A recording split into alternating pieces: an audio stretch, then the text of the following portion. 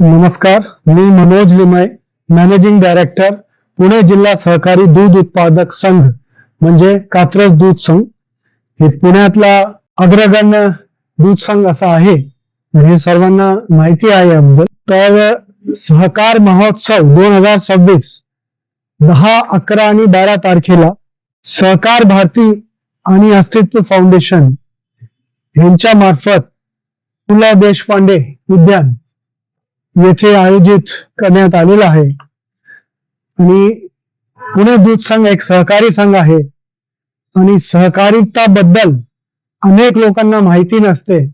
आणि सहकारी कात्रज दूध संघ सारखा संघ काय काय प्रोडक्ट्स बनवतोय, कसं बनवतोय, त्याची सर्व माहिती सर्व लोकांना नसते. तर कात्रज दूध संघ इथे या महोत्सव मध्ये पार्टिसिपेट करणार आहे आणि त्यामध्ये तुम्हाला कात्रज दूध संघाबद्दल ची माहिती आणि तो काय काय प्रोडक्ट्स त्याचे आहे, ते कसं दूध कलेक्शन वगैरे कसं करतं, कसं तुमच्यापर्यंत पोहोचवतं, तसंच कात्रज दूध संघाप्रमाणेच इतर सहकारी संस्था या महोत्सव मध्ये सहभागी होणार आहे आणि तेही वेगवेगळे प्रोडक्ट्स घेऊन त्या ठिकाणी येणार आहे.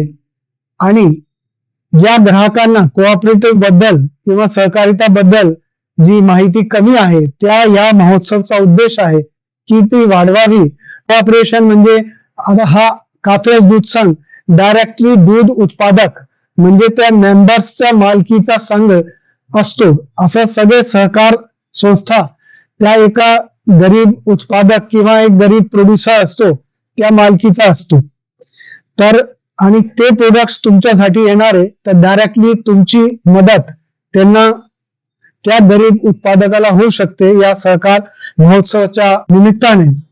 तर मी सर्वांना आवाहन करतो की तुम्ही अवश्य 10, 11, 12 वेळात वेळ काढून भेट द्यावी.